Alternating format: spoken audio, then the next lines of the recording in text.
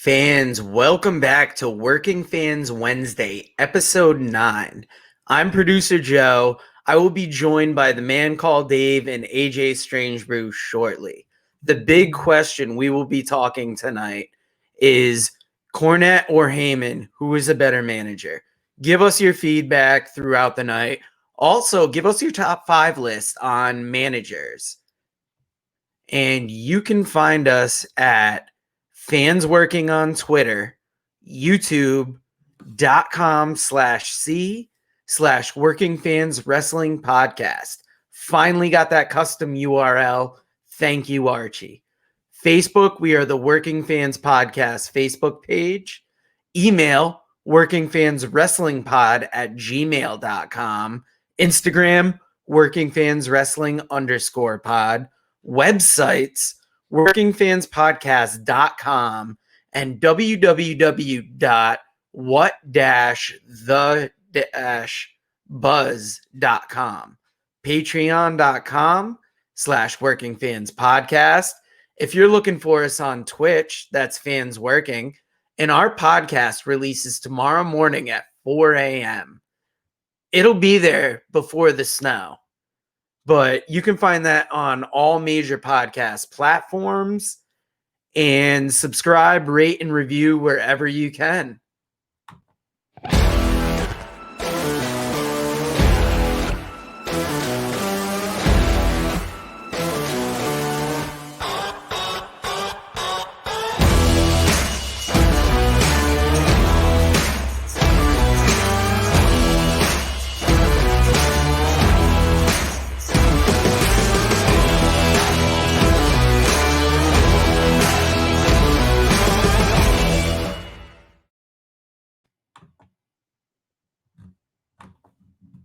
Now, guys, we are brought to you by 482 Designs. That's FOUR, the numbers 82 Designs at gmail.com.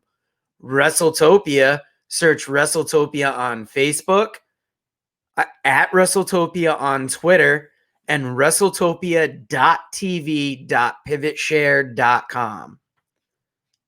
Obviously, we are supported by Manscaped.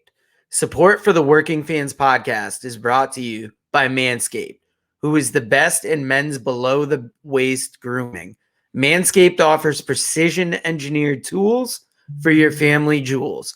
You can get 20% off your order and free shipping with the code WFP2020 at manscaped.com. That's 20% off with free shipping at manscaped.com. Use the code WFP2020. Your balls will thank you. And lastly, we are brought to you by The Buzz. Find us on the web at www.what-the-buzz.com, The Buzz Facebook page, and at WTBDOTCOM on Twitter. And let me get the...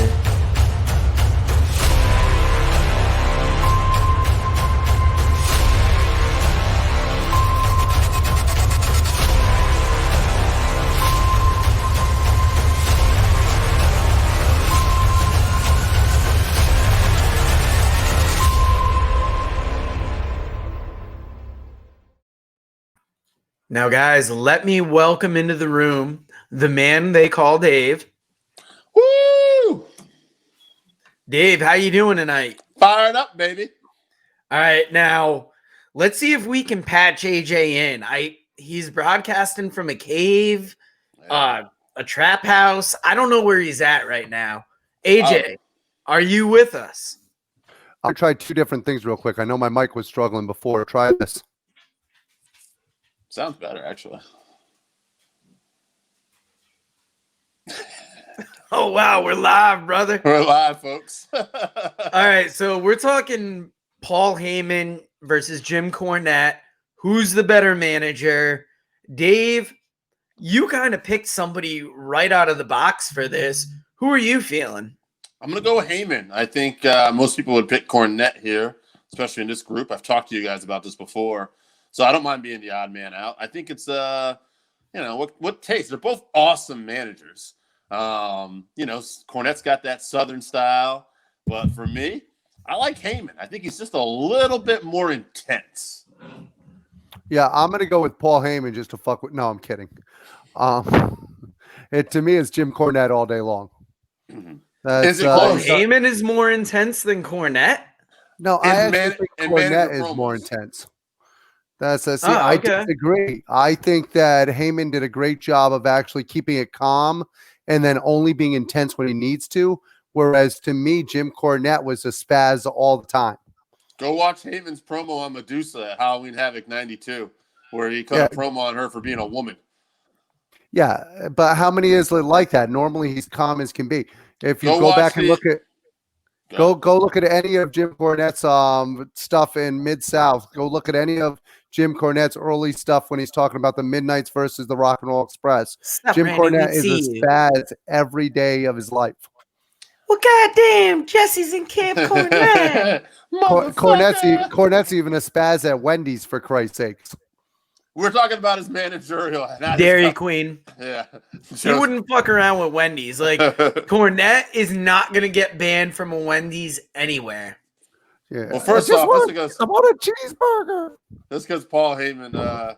Question for Dave. What's your top 5 AJ Strange Brew matches? I'll tell you right now. It's a short list, Randy.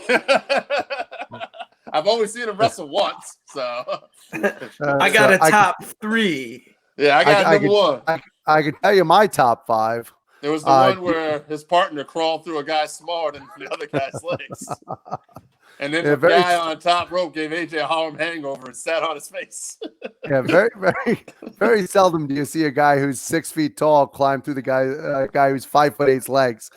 So that was a hell of a tag match. But to stay on task, Paul Heyman, first off, obviously he's classier at as far as his patronage goes to restaurants. Secondly, not that you've ever seen. You can't see Paul Heyman yelling at a busboy or like. If he did, he would do it classier. He's like, "Excuse me, sir." I mean, it would be classier, and not a lot of people would talk about it. But I think he's just as volatile as Cornette.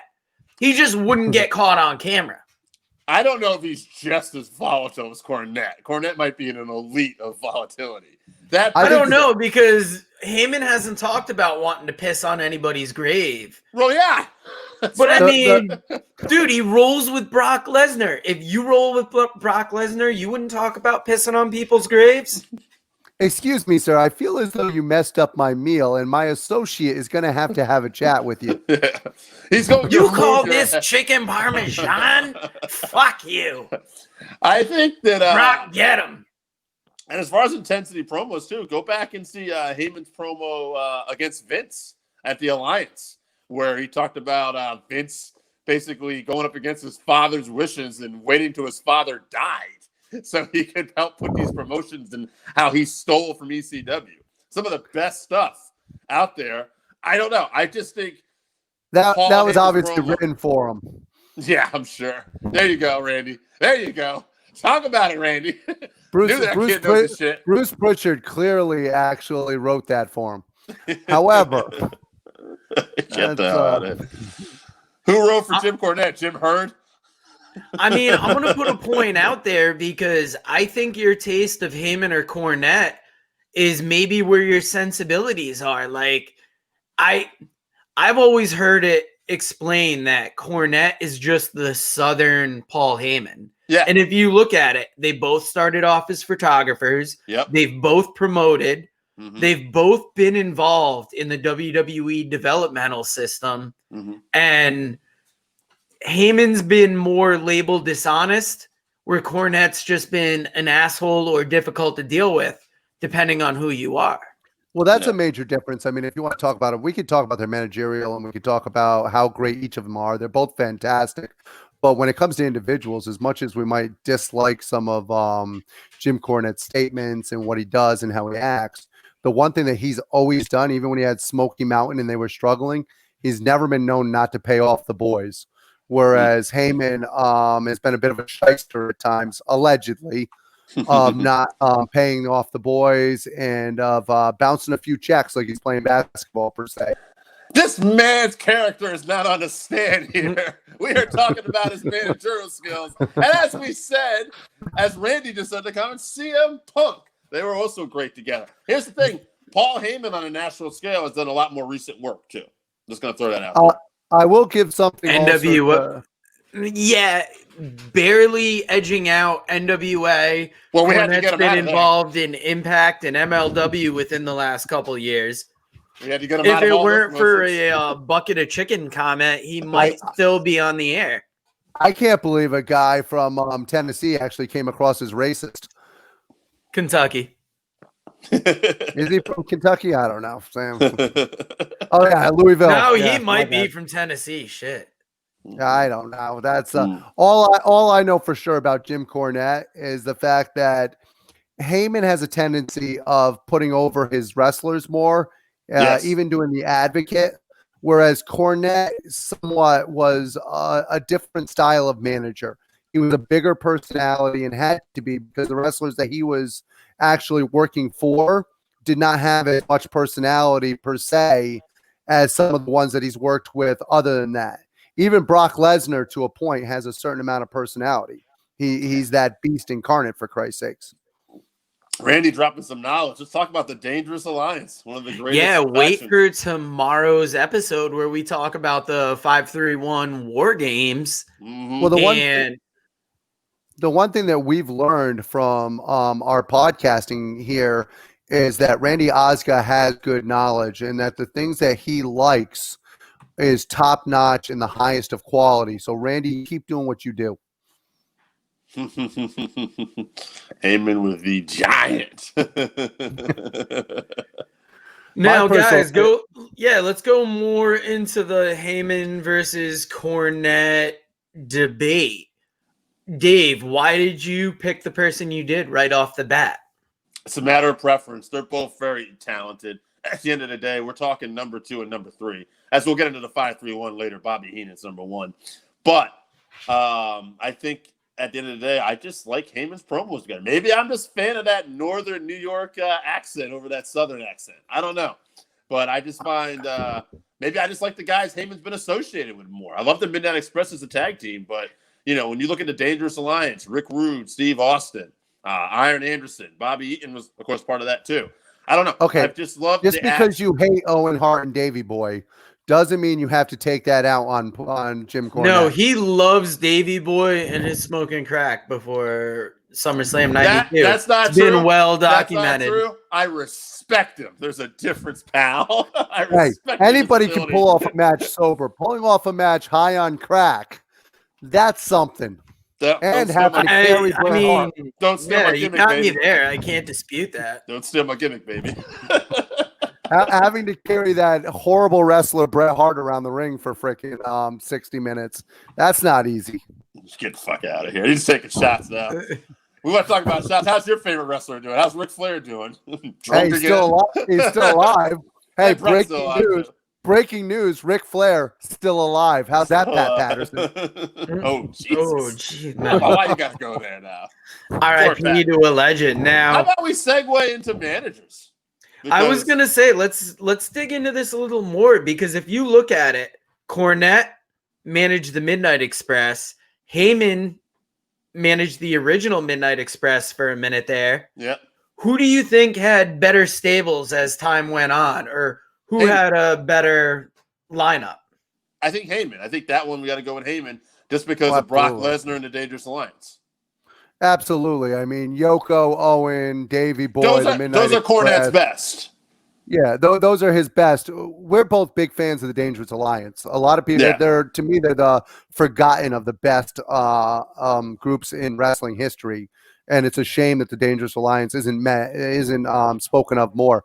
And to be fair, no matter who we got on this one, whether Dave got Dangerously or whether I got Cornette, both of us are fans of both of them. Sure. So this is actually one of the hardest topics to actually talk about. But I would take the Dangerous Alliance over any one of the people that have been managed in either one of their histories. Yeah, and I'm a big Owen and I like Owen and Yoko, and I love Davey Boy too. I thought they were all Well, great. that's also Owen at his best when he's playing that little pest with the Slammy Award and Oh yeah, jumping in front of Davey as he's posing. That's literally Owen Hart at his best. yeah. Huge fan of Owen Hart, but I just think I just like the acts Paul was more associated with. And again, I think this is just a preference. I think Paul's promos, I don't know, they hit a little more home for me. Dave Yeah, hates all things south of the Mason-Dixon line. So, in fairness, I was gonna say not everything south of the border. That's been well documented. But if you guys haven't seen that Paul Heyman DVD that came out, that thing is amazing. And it's crazy that just a manager would have that powerful a DVD and like a special features section along with it. I think the important thing to remember is that if you are south of the border, take care of it with Manscaped. Oh, sorry, different thing. Perfect Sorry. transit.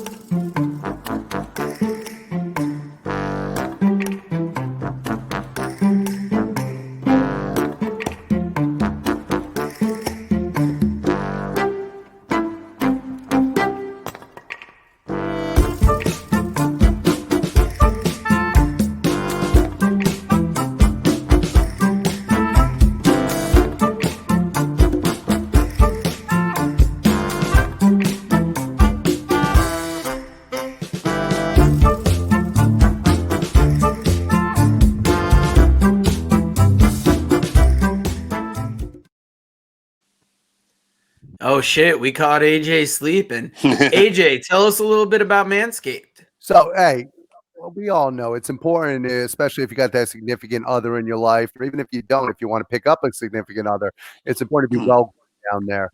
And as you guys know, this week I've been hit with no power for the last 24 hours. But guess what? I did have nice and sharp. You're damn right. My lawnmower 3.0 is ceramic blade technology. So I was still able to keep the boys down below the border looking neat, trimmed, and ready to go. And so you can't, and quite frankly, you can't beat the deals that we're giving. 20% off if you use WFP 2020 and you go there right now and order. We're going to get you 20% off only from the working fans on the Buzz Network. Oh yeah, he's gonna shave his dick and lay the hammer in the dark. That's dedication. Now, guys, tonight's 531 is top managers, and we wanted to kind of tie it in with the Heyman Cornette discussion. And I mean, I think Dave might have blown the lead on who number one is, but it's not the first person Dave's blown. It's none of your damn business. Hey, she had a big clitoris. Leave her alone. Now, guys, I'm going to give you my list first, and it's Bobby Heenan, Jim Cornette, Paul Heyman, Reverend Slick, and Joseph Samael. Joseph Samael. Interesting. We might have talked about him in tomorrow's episode, Dave. We certainly did. We certainly did. And I thought what he's doing as a menacing presence, and he's done it all throughout the pandemic. The one thing that MLW has done is kept running these Contra promos. And he is a slept-on manager. If you're not familiar with him, check out the MLW product tonight. We will be talking about that a little later. I can't believe you put Slick in there. That's the one that got me. Jive Soul Bro. Have you ever watched the Jive Soul Bro video? Yes. What might be the most racist video of all time? Yes. Oh, you talking about eating this yard bird? Like, I watched it and I'm like, holy shit. Yeah, good I still love it. There's a lot of personality. In 2020. You a Jabso, bro. You a Jabso, bro. You always lie to your friends. Oh, God, I love that song. I'm going to go listen to it later. It's good shit. Maybe, I don't know. AEW's big tonight. We'll talk about that later. I'm gonna go listen. I'm gonna listen to my list here. List my list. Yeah. I got Bobby Heenan. I got Paul Heyman. I got Jim Cornette. And to be a little different, I got Gary Hart. I think Gary. We're in danger. You're in danger, Joe. 100%. And to keep it up with the Harts, I got Jimmy Hart. Now, before I say, I got to explain this one. I don't like Jimmy Hart. All right. And when I say I don't like Jimmy Hart, I didn't like him as a heel. I didn't like him as a face. I found him annoying. I found his character obnoxious as a face. As Jimmy well. Hart's Tiki Bar and Lounge, Just brother. get rid of him off my TV. But when I think about being involved with Hulk Hogan, I think about being involved with Jerry Lawler and Andy Kaufman. Jimmy Hart is one of the most influential managers, and he has to be on this list. So, Jimmy Hart is just one of the most annoying people on the planet. And they were smart enough to tune into that and tap into it and make that a part of who his character was. I'm not even sure that was a character. I'm pretty sure that's just him. That's true. But I've seen that dude at an airport when he is not on, and I've never seen somebody look tighter. But I mean, he is always spot on what you expect. I saw people bugging him for interviews, or not interviews, but autographs, and he signed every one. And I was like, shit, I don't want to bother somebody that nice. Yeah, I'm glad that he was able to sign for all three people. Now, to my list, I'm going to go with surprise Bobby Heenan. Hard to avoid that one. Obviously, Paul Heyman, Jim Cornette. There's your three that we're all going to have on our list. Now, the last two are the hard ones to fill in. I'm actually going to go in a slightly different area here than you guys. One of my favorite managers of all time, believe it or not, was not Diamond Dallas Page. However, Sir Oliver Humperdinck. Big Daddy Dick. Yeah, Humperdinck's Army.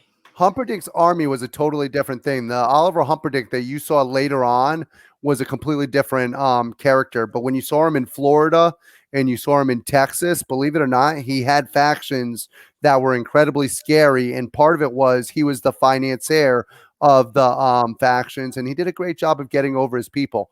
Now, one that I'm going to do that's similar to Dave is I am a huge Gary Hart fan. I think Gary Hart was a tremendous manager, and he did the style of promo that Dave was alluding to earlier when you talk about Paul Heyman. He was talking about him as a spaz. I actually like the eerie calm of the promo, and I loved it. Gary Hart did not raise his voice. He would come out and he would slowly and quietly tell you, this is what I'm going to do. Your good guy's in trouble. I'm going to hurt him. My people are going to hurt him. I'm evil. Deal with it. No one did that. Real names too. Yeah, no one did that quiet, intense promo better than Gary. I do want to say, as far as Humperdinck goes, I like Humperdinck.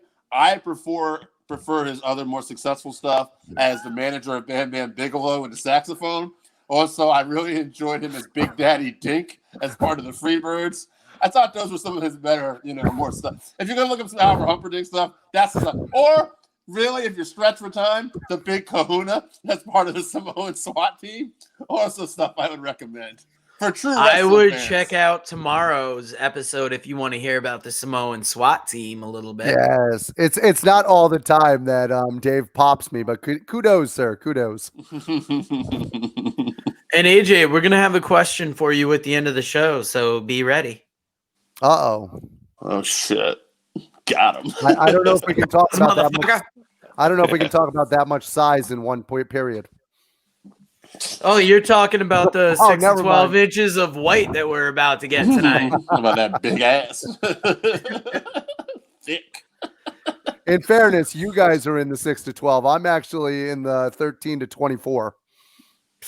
Oh, you get double team both ends.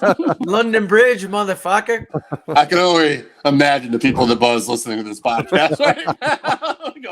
The Buzz love our dirty talk. Oh, yes, dirty talk. I'm talking snow, fellas. They're about to buzz our ass out of here. I'm talking about shaving dicks. I'm talking Dave, I'm talking Greg Valentine, Jimmy Snuka levels of snow. Oh, talking about that old cocaine highway. But Dave, AJ knows about the sugar booger. You've been keeping track of these managers. Who do you see we have the most of? Obviously, it's Heenan Cornette. Is it easily Heenan Cornette Heyman? Yeah, it's easily. It's our 3. It's not. I mean, the fun part would be like who would win this not on that list. That would be. Then we're looking at Gary Hart, Jimmy Hart, Humperdinck, Mr. Gary Fuji. We didn't have Fuji on here. Oh my God. Yeah. Oh, Tyler Peters. He's a Cornette guy. Yeah. Well, Tyler, is it just being from the South that pulls you in about Cornette over Heyman? It's a shared love of Dairy Queen. Oh, yeah, that dude loves himself a Frosty. I love some Dairy Queen, too. You don't love Dairy Queen, something wrong with you. It's like fried chicken. We all love fried chicken. Well, the thing is, Dairy Queen's got the most underrated burgers, too, with their flame broiled, but we're not getting paid by them. Talking my language. We're not getting paid by them, though, so I'm going to stop talking about them. No, that's good. All right, guys, let's talk about tonight's wrestling lineup. Ooh, hold on. First, we have a comment. Obviously. Who the hell does it? All right, guys, tonight we've got AEW, NXT, and MLW starting in 29 minutes, roughly. What is your show of the night, AJ? What are you most looking forward to, and why? I got to tell you, action-wise, I'm looking forward to MLW tonight. I think it's going to be a fantastic show. Every week, they bring us great wrestling, great storylines. They keep just bringing it home every night. However, on just a grand scale and some of the storylines that are coming through, AEW's hitting their stride right now. They are really packing in the fans. They actually, I don't know if you guys saw this or not. Their Wednesday night beat Raw in the key demographic of what is it, 18 to 45 or whatever the hell that demographic is. 49. They're all 49. There you go. They actually beat Raw this week in that demographic. That's pretty damn good for a Wednesday versus a Monday. There's a lot of momentum out of AEW camp right now. So yeah, but they've been swinging for the fences with the segments they have. Now, MLW this week has Tom Lawler versus ACH. Yeah. Buku Dow, who's that guy that was in the corner for TJP during his Opera Cup match, versus LA Park Jr. This is the youngest member of Los Parks. Hammerstone's going to be in action. Mads Kruger is going to versus Bud Heavy and Daniel Starling. What's up? Hey, how good is ACH been looking since coming back from his breakdown actually last year, where he freaking basically went nuts for a little while? I think his matches and the way he's working right now in MLW has been as good as he has been since Ring of Honor. Don't forget the super bitch. Thank you. Now, who makes the cut for the first PWI top 10, which is something that MLW hyped in an email to us? Oh, nice. I'm excited to see what that is. There's Amazon. More matches announced for Kings of Colosseum. Jordan Oliver has words for Simon Gotch, and Selena Di Laurenta will appear, which is always a good thing. Speaking of Dairy Queens, she's fantastic. I have to say, we did hype up a few shows, but NXT does have some nice stuff going on tonight. Karrion Kross has come back. Yeah, Karrion Kross is going to return. It's going to be Tony Storm versus Rhea Ripley. # Tony Storm's ass. Kushida and Leon Ruff versus Austin Theory and Johnny Gargano. Yeah, but and Pete Dunne versus Kyle O'Reilly. Winner will versus Finn Balor at New Year's Evil. Yeah, Dunne and O'Reilly could be the match of the night on any show. I mean, that's 100%. That's it. Absolutely. First of all, the moves and the joint manipulation and the hard striking, the knees. Oh my God! For me, for someone who loves the strong style, this is a dream come true. And speaking of strong style, I don't know if you saw that or not. Dan Backley from the Buzz actually just chimed in and mentioned New Japan Pro Wrestling for ACH, and he's 100% right. He looked fantastic there too. So right on, spot on, Dan. Yeah, Best of the Super Juniors was this past weekend. Also World Tag League. It kind of filled out that Wrestle Kingdom card a little more. Now, how are you guys feeling about the 2 nights on Wrestle Kingdom? You can start this one off, Dairy Queen. I'm just I don't know. I need to know a little more about what's going on right with Wrestle Kingdom right now. Oh shit, I didn't write the cards down. Okay. It's all right, but there's like a match on night one. I want to say it's Takahashi because he won the best of the Super Juniors. Right. And he has a match with somebody that leads tonight too. I Of can tell course, you, this is the one thing I didn't read about, but I feel like the 2-night format is a little much, especially during COVID times. What is going on with the U.S. title situation? Does anyone know yet? There is no match announced yet, as far as I've Moxley seen. still has the belt. Yeah. Yeah. That's I can tell you this. I'm very much looking forward to the Okada match. Versus the Great Okan? Yes, I think that's actually going to be hard hitting, spot on. And there's a good one. Backley coming through with Hiromu versus El Phantasmo. He'll hit us with the matches. Thank you, Backley. By the way, guys, if you ever want to hear, if you want to have Juice. Oh, this is the one thing I didn't research, Dave. I'm sorry. We got a snowstorm. I work at a grocery store. Shit sucked today. I have no power at my house. I deliver bread. But that being said, we know, brother. Mm-hmm. That being said, Juice versus Kenta. Juice versus Kenta is major. Yeah. By the way, kudos. By the way, a lot of people might not know this. The best championship that Juice has won, he's actually dating Tony Storm. Oh, good for him. Oh, is he? Yeah, that's actually Tony Storm's boyfriend. So kudos to you, Juice Robinson. Lifetime winner right there. I wish you hadn't dropped it on me right now. I just want to end this broadcast. I'm just super sad. And we haven't even began to talk about what AEW's got going on tonight. I mean, the big thing with AEW to me is still, I'm just really excited to see what happens with Omega and Don Callis. You know, especially after last night on Impact. Where we got Omega versus Joey Janela tonight. No DQ, anything goes match, I believe, is going to be the main event. Yeah, it'll finally settle that rivalry that they've had for, I don't know, never. I think the last time they might have had a match that I remember was one of those early dark matches for... They killed it on Dark. They get even. Yeah. They killed it on Dark. They had an awesome match. The thing is, though, AEW has not really done a job of, like, building up Joey Janela. There's nothing that going on there. So I hate to interrupt you, but Jay White versus the Naito Ibushi winner. Mm-hmm. Fuck, I'm gonna tune in for both. I'll tell you what. Okay, Naito Ibushi. Now that kind of sells me right there. That's something that I can really sink my teeth into. All right, so I'm going to suggest something, and this is something I'm going to make an offer to because he's writing in. Daniel, this is an offer for you after Kingdom happens. Why don't we get you on as a guest so that the three of us can actually discuss and talk about a little New Japan Pro Wrestling, and we'll have a little fun with that. So here's an invitation to Mr. Dan Backley to join us on the Working Fans podcast so that we can do this thing. Nice. Now, speaking of joining us next week, December 23rd, 2 days from fucking Christmas, we are going to do a crossover episode with RSH, and who knows who all is going to join. I'm hoping Josh is going to run this thing, but it is going to be fun. You're going to get a holiday episode.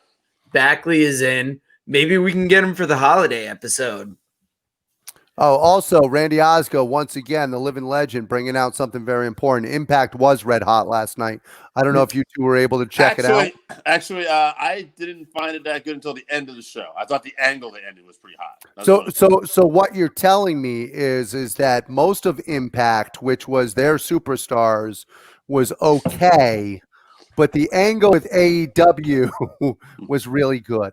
Hey, the week before, I enjoyed the show all around. I'm just saying, last night, I don't know, kind of missed some of the segments. I think one of the misses for me, and I did enjoy the show overall, a little bit different, but the women's tag team wrestling, I don't think Rosemary and right now Taya Valkyrie are actually keeping up with the transformation of some of the women's wrestling that they have there.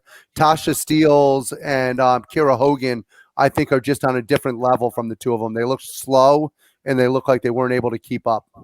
Rosemary, I thought I was the only one talking herbs here. Now, Randy Osgo wants us to do a best and worst show. And Randy, we will do a best of show coming up on a future podcast.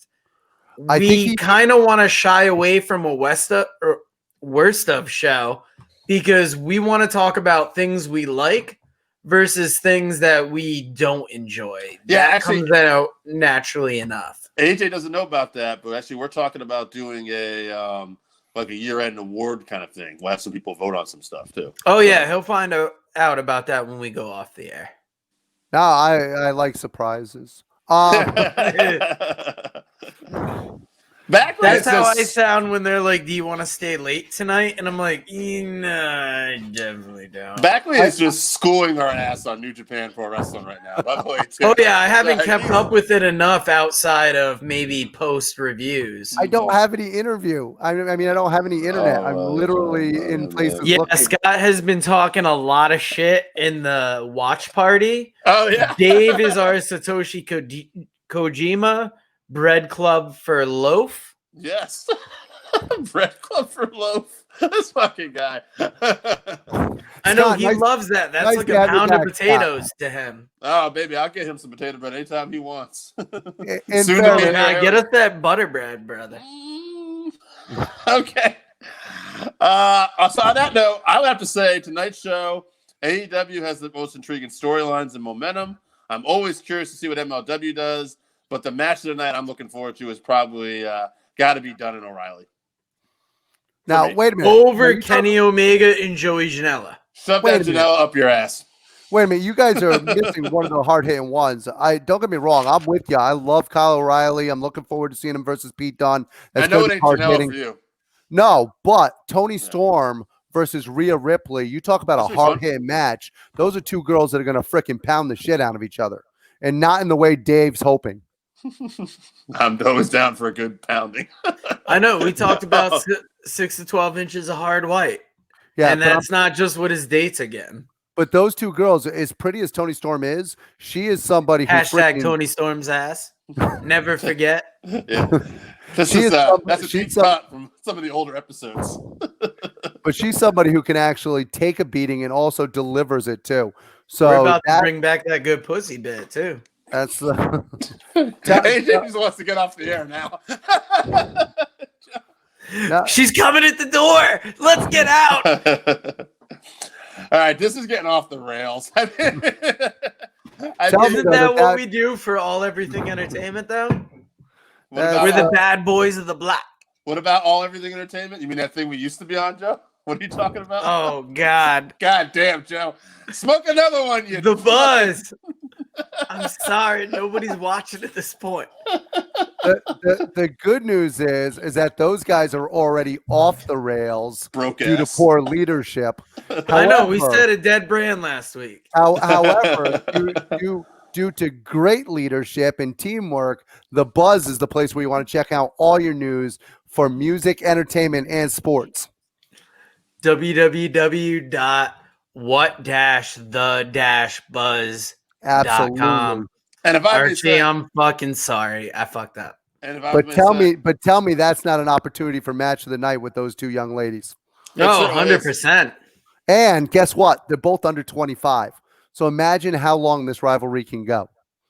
And if you want to talk about great matches, tomorrow on the Working Fans podcast, it drops on iTunes, Spotify, and everywhere. We are going to have a debate on the top 5 war games of all time. Oh, get out of town. That's our 5-3-1. I'm tuning in for that. AJ, you missed the show this week. I was going to say, AJ, we didn't get your list.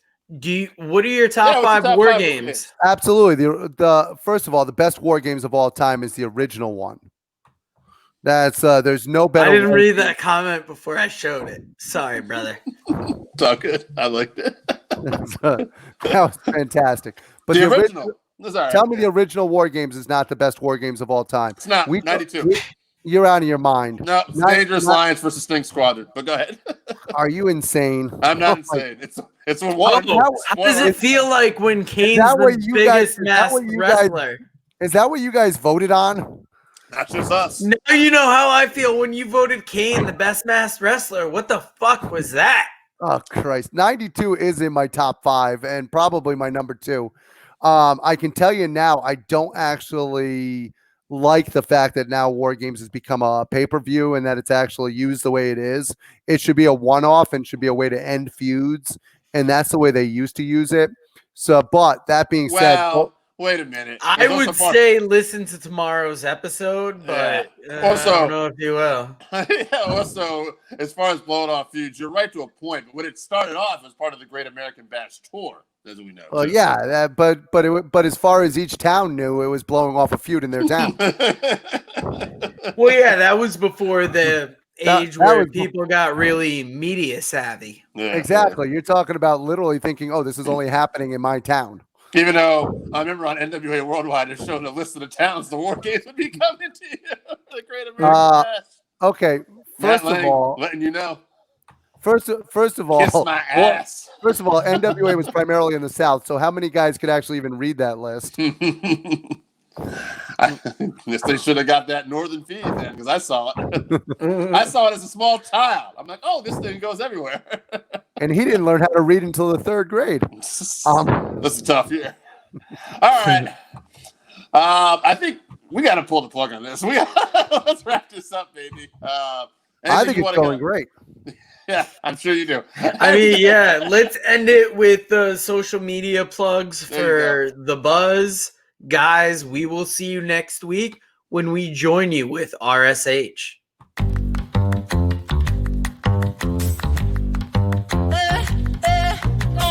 Get the Lambo car, house in the hills with the stars. Told you I'd raise the bar.